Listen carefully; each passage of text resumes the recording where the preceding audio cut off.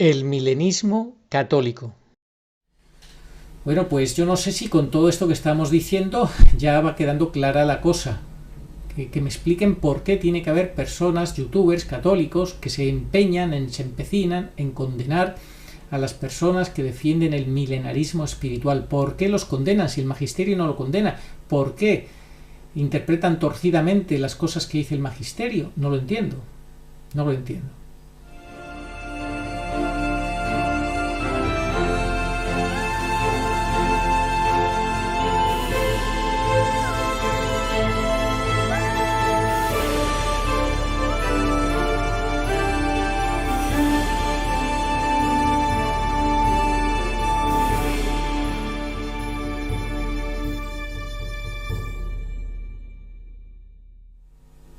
Muy buenas, saludos cordiales en Cristo y María. Tengo una noticia buena y una cosa que me causa tristeza que contaros. Entonces vamos a empezar por lo bueno.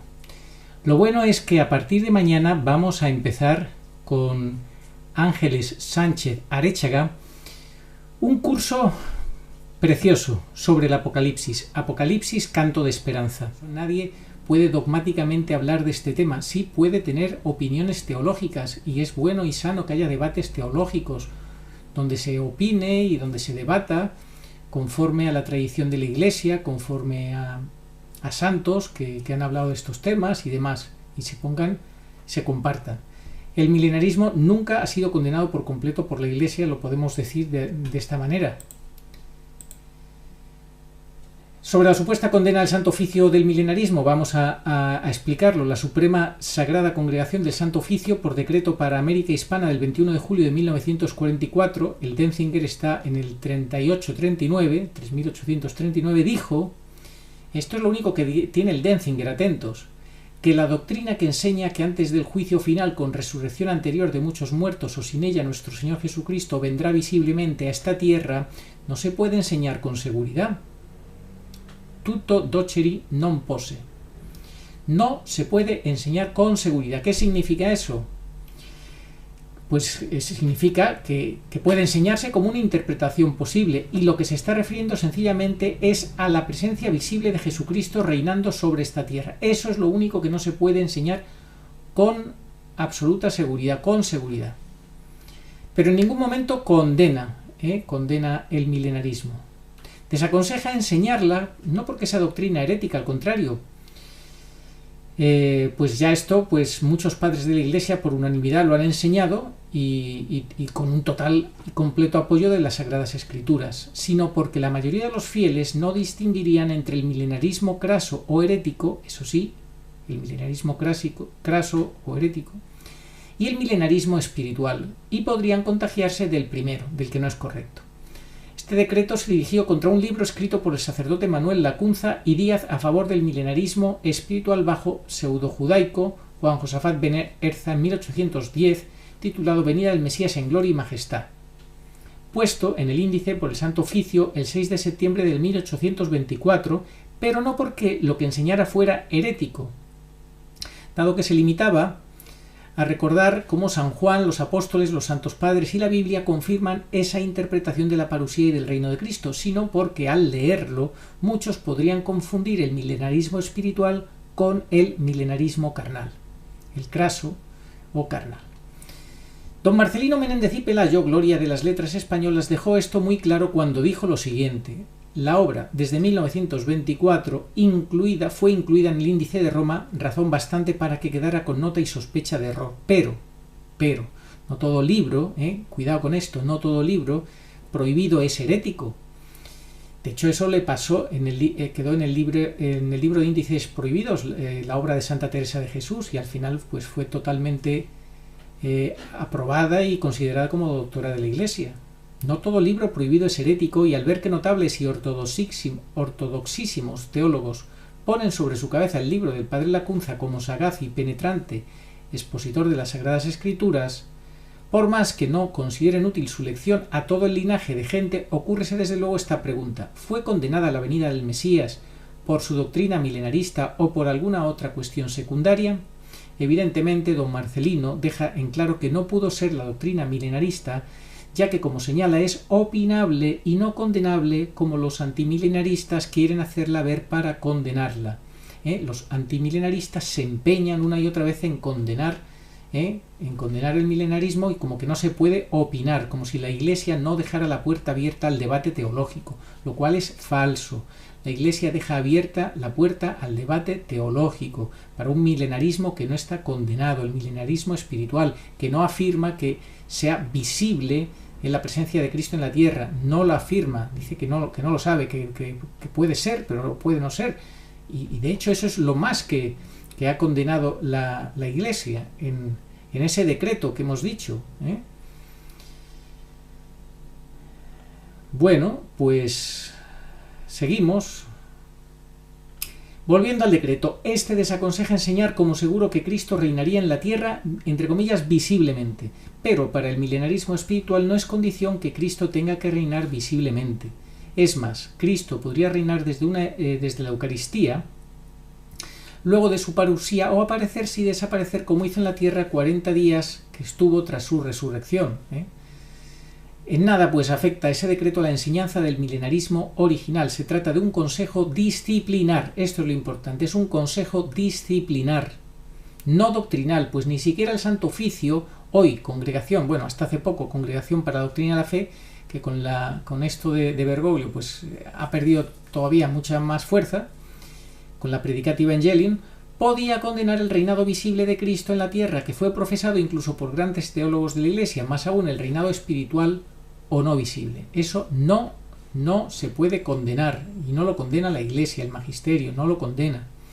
La Iglesia nunca ha definido dogmáticamente esta materia, por lo que cualquier católico puede escoger entre el milenarismo espiritual o el alegórico, aunque nosotros, esto lo estamos leyendo de un trabajo estupendo como vara de almendro, nosotros, por todo lo que llevamos dicho y probado, no vamos a leer todo el artículo, porque entonces estaríamos aquí mucho tiempo. Apoyamos el primero, el espiritual, por ser doctrina tradicional, bíblica y apostólica. Bueno, pues esto es lo que algunos youtubers se empeñan en condenar como si estuviera condenado, y en tratar de convencer a la gente que es imposible ninguna clase de milenarismo, que todo es lo mismo y que no, que ningún milenarismo está aprobado y todo está condenado por la Iglesia. Yo quisiera pedir a los youtubers que se empeñan en esta actitud de condena completa al milenarismo en todas sus formas, que me traigan del Denzinger una condena o un anatema, que me lo traigan, que me lo expliquen, que me digan, aquí está condenado toda clase de milenarismo.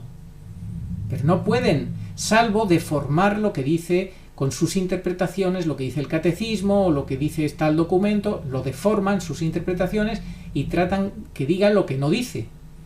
Pero en ningún caso la Iglesia ha condenado dogmáticamente o con anatema el milenarismo espiritual, en absoluto. Deja abierta la cuestión.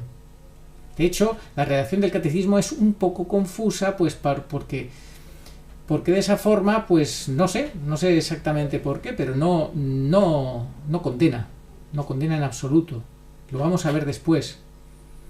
La Iglesia nunca ha definido dogmáticamente esta materia, por lo que cualquier católico, insistimos, puede escoger entre el milenarismo espiritual o el alegórico. Para los que se muestran favorables a la interpretación alegórica, recordemos que la Pontificia Comisión Bíblica ha condenado en su decreto del 20/8 de 1941 los abusos del alegorismo, ratificando una vez más la llamada regla de oro, según la cual la interpretación alegórica no se pueden sacar argumentos.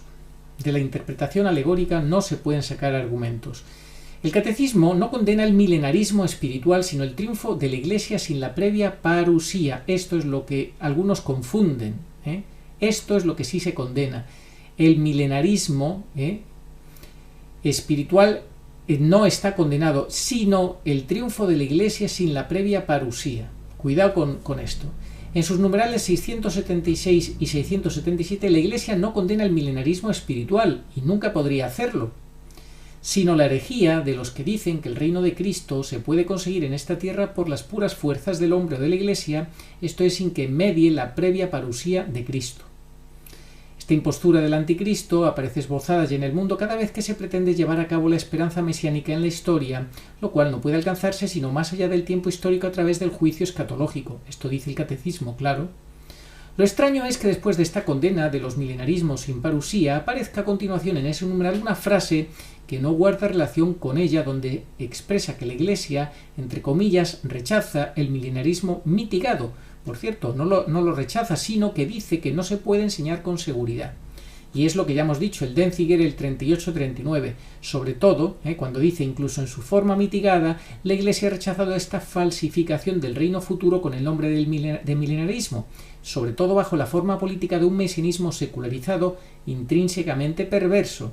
Es la carta de Pío XI, encíclica Divini Redentoris, condenando los errores presentados bajo un falso sentido místico de esta especie de falseada redención de los más humildes. ¿Por qué se une en ese numeral el justísimo rechazo del mesianismo comunista o socialista con el milenarismo mitigado, usando la expresión sobre todo como si la consecuencia de ese milenarismo mitigado fuera el comunismo? ¿Por qué? Realmente es incomprensible. Ciertamente el comunismo es un milenarismo carnal, que eso sí está condenado, claro, por la Iglesia, pero es aún más reprobable que el milenarismo craso o quiliasmo, porque para los comunistas Dios no existe y ese triunfo de las clases obreras y posterior dictadura del proletariado se da, en su perversa doctrina, sin parusía, evidentemente, sino por las fuerzas anticrísticas del hombre, y el catecismo hace muy bien en condenarlo, obviamente. En esa condena podemos meter también al judaísmo y al islam, pues ambos esperan su triunfo en la tierra sobre las demás razas, naciones y religiones sin parusía. Pero ¿por qué mete en ese argumento el rechazo de la Iglesia al milenarismo mitigado?, nos podemos preguntar. ¿Y por qué parece unir los dos como género-especie siendo completamente distintos? ¿No será aquí porque el catecismo confunde ese milenarismo mitigado con un reino del hombre en la tierra sin parusía? Me da esa impresión porque no tiene explicación unir ambas cosas, pues en el comunismo reina el hombre y en el milenarismo mitigado reina Cristo, y nada tienen que ver el uno con el otro. De todas formas, como dijimos arriba, el milenarismo espiritual no es exactamente lo mismo que el milenarismo mitigado, pues éste exige que Cristo reine visiblemente en la tierra. El mitigado exige que Cristo reine visiblemente en la tierra. Ese es el mitigado. Algo que no es condición necesaria en el milenarismo espiritual. De hecho, es más propio del milenarismo espiritual pensar que Cristo reinará en la tierra tras su parusía corporalmente, corporaliter. Esto es, desde su Eucaristía y no necesariamente de forma visible, visibiliter. Pero es más, como dijimos arriba, incluso la doctrina de los que profesen que Cristo ha de reinar visiblemente en persona en la tierra no es condenada por el decreto. Incluso los que piensan que Cristo va a reinar visiblemente en la tierra tras la parusía, esto no está condenado por el decreto, sino que lo que se dice es que no se debe enseñar como algo seguro, no porque sea doctrina insegura, que no lo es, pues muchos padres de la Iglesia la profesaron, sino porque las sutilezas de distinguir entre el milenarismo original o sano o espiritual y el craso o quiliasmo no están al alcance de todos los fieles, y eso podría confundirles más que ayudarlos. Queda así intacto el milenarismo espiritual por el consejo que da este decreto del Santo Oficio, y a lo más se previene que no se enseñe como seguro que Cristo reinará visiblemente en la tierra, prefiriéndose que esta doctrina quede reservada a los expertos y teólogos. Bueno, pues yo no sé si con todo esto que estamos diciendo ya va quedando clara la cosa. Que me expliquen por qué tiene que haber personas, youtubers, católicos, que se empecinan en condenar a las personas que defienden el milenarismo espiritual. ¿Por qué los condenan si el magisterio no lo condena? ¿Por qué interpretan torcidamente las cosas que dice el magisterio? No lo entiendo. No lo entiendo. De hecho, el catecismo cita aquí la bajada de la Jerusalén celestial a la tierra. Es verdad, el catecismo cita eso, la bajada de la Jerusalén celestial a la tierra desde el cielo, dejando abierta la interpretación del reino en la tierra. Cierto es. Quien quiera entender, que entienda, claro. Y en otro número el catecismo dice que el reino de Dios, aunque está presente en la Iglesia, debe tener su completud aún dejando abierta la puerta a la interpretación tradicional. Deja abierta. Es que esto ha pasado muchas veces en la historia de la Iglesia, que la Iglesia, el magisterio, ha dejado abierta interpretaciones, posibles interpretaciones, abierta la discusión teológica, hasta que dogmáticamente ha dicho algo. Mientras no lo ha dicho, ha estado abierta la puerta. Y es lo que pasa con el milenarismo espiritual. En fin, es una cosa que llama la atención. El reino de Cristo presente, dice el numeral 671, el reino de Cristo presente ya en su iglesia, sin embargo, no está todavía acabado con gran poder y gloria, con el advenimiento del Rey a la tierra. Más no podía decir el catecismo. Acabamos con una cita de un autor muy admirado nuestro, dice este artículo de Como vara de almendro, es del padre Benjamín Martín Sánchez, uno de los mayores exégetas que ha tenido la Iglesia en el siglo XX, rector del Seminario Mayor de Zamora y canónico de la Catedral de Zamora, doctor en teología y autor de innumerables libros, nos da una idea de lo que es el milenio según las Escrituras. Él decía: yo creo firmemente, después de un detenido estudio de la Biblia, en un milenarismo en la Tierra. Y si a alguno no le agrada el término milenarismo, pues se puede decir pues un término, una época maravillosa de paz, de 1000 o miles de años, dice él, que tendrá lugar después de la muerte del anticristo y a raíz del juicio universal de naciones, y a ello contribuirá el estar encadenado o reprimida la acción de Satanás. Entonces los judíos convertidos usufructuarán su conversión, se multiplicará la fe, tendrá un triunfo definitivo la Iglesia de Cristo y se cumplirá la profecía de un solo rebaño bajo un solo pastor. Esto está en el Apostolado Mariano, en el Nuevo Testamento explicado, edición del Apostolado Mariano Sevilla, 1988, página 427. Y por último, Melania Calvat, la vidente de la Salet, dijo: es un gran error querer pensar que el fin del mundo coincida con el fin del anticristo, después de la caída temporal o física del anticristo. La Iglesia, sin embargo, después de eso prosperará más resplandeciente que nunca. Todos los judíos que han permanecido vivos abrazarán la fe. Todos los cristianos que hayan permanecido vivos serán renovados en una fe viva.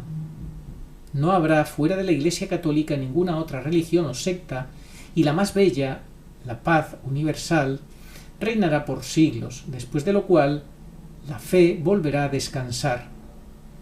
Esto está en un documento de cartas de Melanie la vidente de la Salet, y es el número 450. Bueno, pues fijaos todo lo que tenemos. La realidad es esa, es que no existen condenas, anatemas papales contra el milenarismo. Así que, si está la cuestión abierta, ¿por qué tiene que venir ningún youtuber a decirnos que no, que está totalmente cerrada? ¿Por qué? Yo me pregunto, ¿por qué eso lo único que hace es confundir a la gente? La Iglesia nunca convirtió en anatema nada relacionado con este tema, sobre todo en el ámbito del milenarismo espiritual, en absoluto, nunca. No se puede hablar de herejía por un escrito que hicieron firmar a Pío XII, a Pío XI, no sé si Pío XI o Pío XII, ya tengo ahora la duda, el cual no consiste en un anatema, es decir, que no es una condena papal. No confundamos a la gente, sepamos que hay 10 grados en el magisterio, desde una afirmación o condena solemne, es cátedra, a otras formas menos fuertes o vinculantes más leves. El pronunciamiento del Santo Oficio de los años 40 es del nivel 10, o sea, de lo más tenue que existe, para indicar que es un tema no cerrado. La fórmula es: no se puede enseñar con seguridad. No dice no se puede enseñar sin daño para las almas u otras expresiones más fuertes. No, no se puede enseñar con seguridad eso, que Cristo sea visible en la tierra después de la parusía. Eso es todo. Pero además no trata del milenarismo, sino simplemente como decimos, de la visibilidad, O sea que ya me diréis. Entonces podemos preguntarnos algunas cosas, ¿verdad? Los antimilenaristas desprecian escritura en mano, pues a bastantes profetas del Antiguo Testamento, que son palabra de Dios, al Apocalipsis, a Hebreos, a los Evangelios, donde se habla de beber vino, fusionar juicio de las naciones y juicio final, con lo cual asumen que la serpiente en el Edén pues chafó el plan a Dios de instaurar su reino en la tierra. Claro, Dios instauró el paraíso, la serpiente infernal fastidió el plan de Dios de que el paraíso estuviera en la tierra, y ya Dios, pues nada, pues se quedó impotente, ¿no? Según eso. y se tendría que conformar tan solo con reinar con los santos en el cielo tras la parusía, y que estos antimilenaristas asocian inmediatamente con el juicio final, es decir, la segunda venida, e inmediatamente juicio final, inmediatamente pues los santos que se salven pues se van al cielo y ya está. Y Dios fracasa con su reino en la tierra, no puede, porque fracasó, digámoslo así, ¿no? Se sale con la suya Satanás, que aquí no puede reinar Cristo en la tierra. Nada más que viene a instaurarlo, porque el Señor cuando viene en su encarnación dice que ya está aquí el reino entre vosotros. Sí, ya está aquí, pero ¿de qué manera?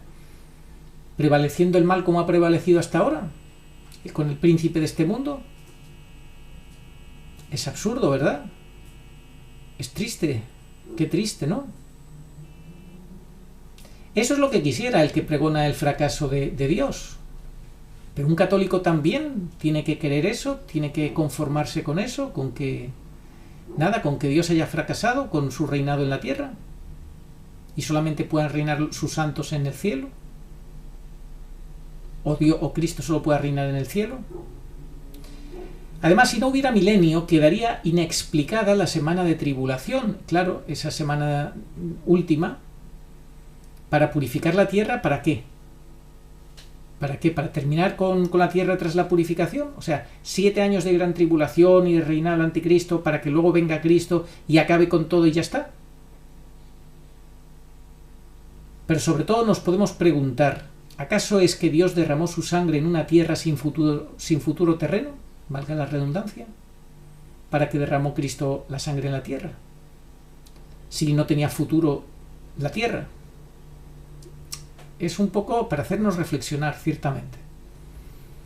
Recordemos el lema del Papa San Pío X, que decía: en la gestión de nuestro pontificado tenemos un solo propósito, instaurare omnia in Cristo. Instaurar todo, renovar todo en Cristo. Todo, la tierra. Efectivamente, sea omnia et in omnibus Christus, decía. O sea, instaurar todo en Cristo, que todo sea restaurado, todo, absolutamente todo en Cristo. Este era el lema de San Pío X. O sea que Cristo viene para restaurar todo en él, pero restaurar no es destruir, es restaurar. Cuando tú restauras o cuando tú rehabilitas una vivienda, por ejemplo, o incluso un cuadro, tú puedes rehabilitar una casa. No la demueles, no la tiras toda abajo y la haces de nuevo. Eso sería construir de nuevo, ¿no? Simplemente la dejas las estructuras, puedes a lo mejor cambiar algún tabique, eso sí, pero dejas los pilares, y la renuevas, la rehabilitas, pero no la demueles, no la haces de nuevo por completo, ¿no? Cristo viene para restaurar todo en él, no para destruir. Ya tendrá tiempo en el juicio final de destruir todo.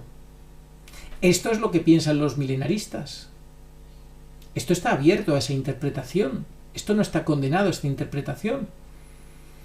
Lo único que un milenarista no puede explicar, un milenarista espiritual no puede explicar su interpretación de manera dogmática. Es decir, esto va a ser así necesariamente, tal, dogmáticamente. No, interpreto que puede ser así. La Iglesia me permite que lo interprete así. Eso es todo. Cosa que sí hacen los antimilenaristas, que de manera dogmática ellos lo echan por tierra, lo imposibilitan esa interpretación, cosa, insisto, que la Iglesia no impide. Y luego, pues, también cosas como el diálogo de la ascensión de nuestro Señor poco antes de ascender a los cielos, dialoga con sus discípulos, estaban reunidos con él y le preguntan: Señor, ¿es en este momento cuando vas a restablecer el reino de Israel? Y el Señor les contesta: a vosotros nos toca conocer el tiempo y el momento que ha fijado el Padre con su autoridad. ¿De qué está hablando el Señor? ¿De qué están hablando los discípulos? ¿Qué están preguntando? ¿Qué reino? ¿Qué reino de Israel? Y luego también nos podemos preguntar, como se preguntaba Rafael Laza, ¿por qué si Isaías 53, el siervo sufriente, se cumplió literalmente, pero literalmente, de hecho lo llaman el quinto evangelio, al Apocalipsis también lo llaman el quinto evangelio? ¿Por qué literalmente no se puede cumplir Apocalipsis 20? Cuando la interpretación literal es la primera interpretación que tenemos que tomar en cuenta. ¿Por qué no? Eso es lo que se preguntan los milenaristas o los milenistas del milenio espiritual. Eso se preguntan, ¿por qué nos puede darse Isaías 65? ¿Por qué no se puede cumplir literalmente Isaías 65? Lean Isaías 65 o Apocalipsis 20.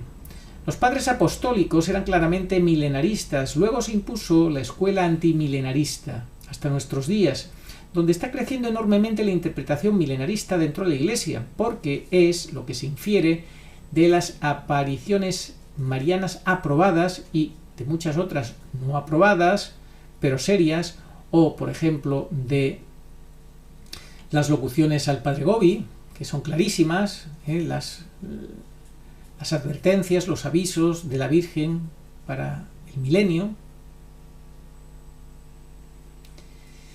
El propio, ya sabemos, por ejemplo, las apariciones marianas que llegaron a un acuerdo los obispos en España de no aprobarlas, pero la Virgen ha hablado mucho de estos temas. El propio Benedicto XVI dejaba bien clara esta alternativa en sus libros sobre Jesús. Al fin y al cabo, ¿qué es el triunfo del corazón inmaculado de María? ¿Qué es del que tanto se habla en Fátima? Al final mi inmaculado corazón triunfará. ¿Para qué triunfará? ¿Para una simple victoria temporal? Nos podemos preguntar. ¿Y vuelta a empezar? ¿Para qué? ¿O no será para un triunfo que lo renueve todo? Un triunfo pues que dé un reinado pues consistente, podríamos decir. El Catecismo en el 680 dice: Cristo, el Señor, reina ya por la Iglesia, pero todavía no le están sometidas todas las cosas de este mundo. Todavía, todavía, como cuando dijo Jesucristo a Pilatos: mi reino todavía no es de este mundo, que se tradujo mal, este mundo. Todavía no le están sometidas todas las cosas de este mundo. El Catecismo en el 680. El triunfo del reino de Cristo continúa, no tendrá lugar sin un último asalto de las fuerzas del mal. Claro, previamente el reinado del anticristo, la parusía y el reinado de Cristo en la tierra. El Catecismo, por tanto, deja muchas puertas abiertas al milenio. Esa es la realidad. A pesar de jugar a mantener el antimilenarismo clásico dominante, pero en nada condenado. Y ya hemos dicho el 38-39 del Denzinger, que lo único que dice es esto, de que no se puede enseñar con seguridad el reinado visible de Cristo en la tierra. Eso es todo, nada más. Cada vez conocemos a más sacerdotes que claramente son milenistas, todos ellos sacerdotes fieles a la sana doctrina y a la verdad. Tiene su lógica que durante siglos de dominio y construcción de la cristiandad nadie tuviese mayor interés en creer que todo iba a ser arrasado. No así con los primeros cristianos perseguidos, y ahora con lo que vemos, oímos y sobre todo leemos de apariciones fiables y místicos. Castellani tiene unas sentencias magníficas en este tema, que por cierto le tenían mucha envidia, por eso fue perseguido Castellani, por envidia sobre todo, como gran profeta. Claro, es que los profetas es normal que sean perseguidos. Las claves milenaristas también las encontramos en discursos de Juan Pablo II y que ahora se entienden mejor. En fin, hay un claro movimiento tectónico teológico en la Roma fiel a favor, esto estamos hablando ya de hace unos años, porque actualmente no existe Roma fiel, a favor de abrir las puertas al milenarismo de cierto tipo. Es indudable que todas estas profecías marianas y de santos dan una lectura distinta de la Biblia de la que nos han presentado los sabios de la era intermedia de la Iglesia. En uno de los dibujos, Parravicini deja una sentencia: la Iglesia se dividirá en dos bandos, los que esperan la venida de Cristo y los que no. También decía Castellani que el verdadero creyente era el que creía en la segunda venida de Cristo, y el que no la tenía en cuenta, pues no era verdaderamente creyente. Claro que hay algunos que creen en la segunda venida, pero se empeñan, se obcecan en condenar toda clase de milenismo. Esos no son verdaderos creyentes, porque están falsificando la interpretación de la Iglesia. Así que hay que tener mucho cuidado.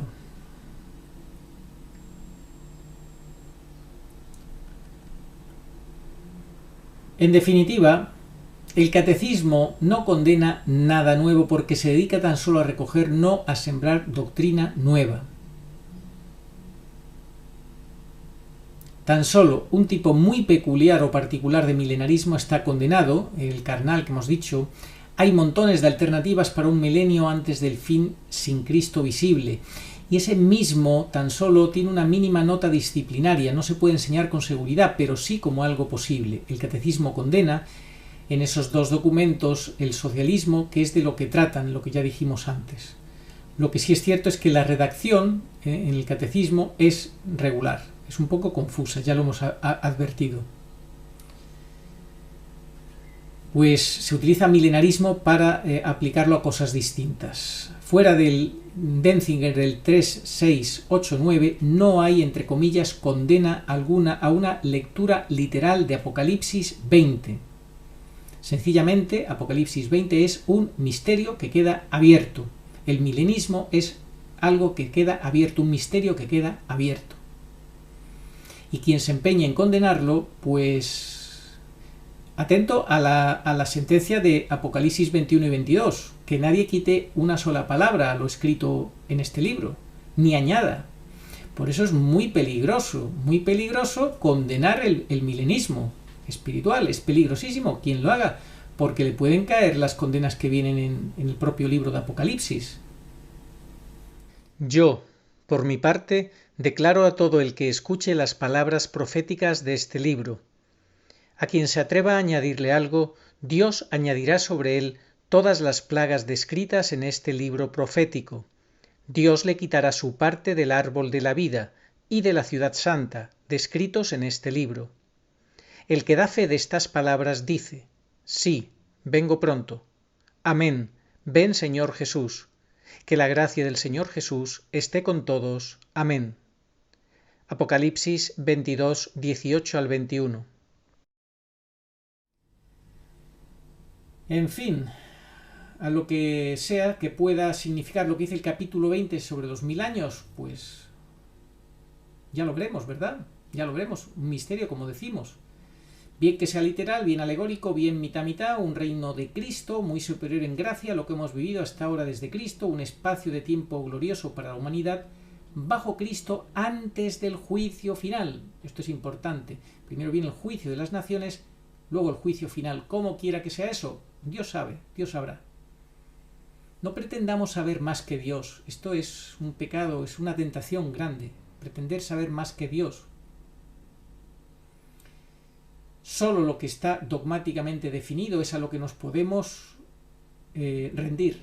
A lo que no está totalmente definido, pues mientras no digamos herejías condenadas por la Iglesia, pues si lo que decimos son cosas que están dentro de la Sagrada Tradición y dentro de la propia palabra de Dios, pues diciéndolas, enseñándolas con prudencia, pues se pueden y se deben enseñar.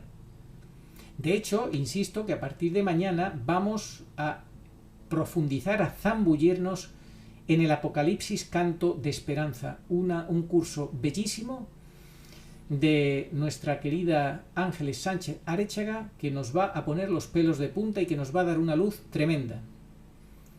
Van a ser aproximadamente unos 10 vídeos, más o menos, 10, 12 vídeos. Los próximos días, 4 vídeos con la primera parte. Espero que nadie se lo pierda, que estéis muy atentos, escuchemos muy atentamente esas enseñanzas. Ciertamente hay montones de santos, apariciones marianas y demás que dejan intuir esta interpretación del milenarismo espiritual. Cada vez está creciendo más los defensores que entienden que tiene que ser así.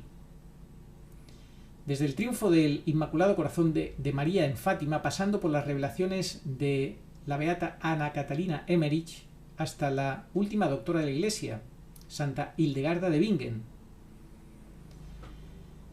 Así pues, como quiera que sea, pues tengamos respeto a los que se afanan en estudiar esto y que, por supuesto, ofrecen debates a los antimilenaristas, pero estos desprecian esos debates, los rechazan con soberbia, no quieren debatir sobre esta cuestión que está, insisto, abierta en el magisterio de la Iglesia, abierta, y que no podrán condenar, obviamente, ni han condenado ni podrán condenar, obviamente, la verdadera Iglesia.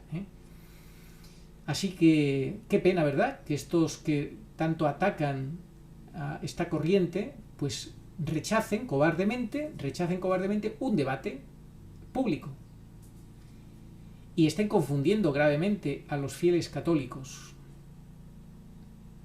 La verdad no se debate, dicen estas personas. ¿Por qué? Claro, es que la verdad dogmática no se debate, los dogmas no se debaten, pero lo que no es dogma sí se debate, lo que está abierto a discusión, a búsqueda teológica, sí se debate. Y quien no lo quiere debatir públicamente, pues queda en muy mal lugar. Yo en mi canal estaría dispuesto a que dos posturas encontradas en este tema debatieran. Los que piensan que con la segunda venida de Cristo es ipso facto inmediatamente el juicio final y este mundo queda destruido, y los que piensan que no, que tras la parusía viene el juicio de las naciones, un tiempo de reinado de Cristo en la tierra, y después sí, Cristo entrega al Padre su reino, su reinado, y es el juicio final, etcétera, etcétera. Yo no lo voy a explicar porque yo no soy experto. Vamos a ir de la mano de, como os he dicho, Ángeles Sánchez Arechaga, estudiando el Apocalipsis, conociendo en su curso Apocalipsis, Canto de Esperanza, lo que podemos esperar con mucha esperanza. Porque eso es el Apocalipsis que lamentablemente no se ha enseñado en los seminarios. ¿Por qué será? ¿Por qué nos quieren distraer tanto en este fin de los últimos tiempos con tanta cosa? Tomando tanto protagonismo Bergoglio y sus sínodos de la sinodalidad y sus historias. ¿Por qué? Nos quieren distraer la atención de lo más importante que tenemos que tener los creyentes, la mirada puesta en Cristo y en esa esperanza escatológica de su segunda venida, pero bien entendida, claro. Ojalá, pues este curso que vamos a iniciar a partir de mañana nos abra nuevas luces, el Señor nos ilumine el entendimiento, se lo pedimos, nos dé la gracia de entender sus misterios hasta donde Él quiera, obviamente. Si Él no nos abre el entendimiento es imposible, es una gracia, pero Dios da su gracia a los que humildemente buscan, llaman, piden, porque el Señor a todo el que pide da, a todo el que busca hace que encuentre, y a todo el que llama le abre, y le abre sobre todo el entendimiento de su mente y de su corazón. Pues que así sea, es lo que deseo para todos y cada uno de nosotros. Oración a Nuestra Señora de todos los pueblos. Señor Jesucristo, Hijo del Padre, manda ahora tu Espíritu sobre la tierra. Haz que el Espíritu Santo habite en el corazón de todos los pueblos, para que sean preservados de la corrupción, de las calamidades y de la guerra. Que la Señora de todos los pueblos, que un día era María, sea nuestra abogada. Amén. En esta misma oración de Nuestra Señora de todos los pueblos vemos como un anticipo ese anhelo, no sólo del quinto dogma mariano, sino de ese reinado de Cristo en la tierra y del triunfo del Inmaculado Corazón de María. Eso veo yo. Oh María, sin pecado concebida, rogad por nosotros que recurrimos a vos. Amén. Al que me reconozca ante los hombres, yo lo reconoceré delante de mi Padre que está en los cielos. Y al que me niegue ante los hombres, yo también lo negaré delante de mi Padre que está en los cielos. Evangelio según San Mateo, capítulo 10, versículos 32 al 33. Sí, vengo pronto. Amén. Ven, Señor Jesús. Apocalipsis 22:20.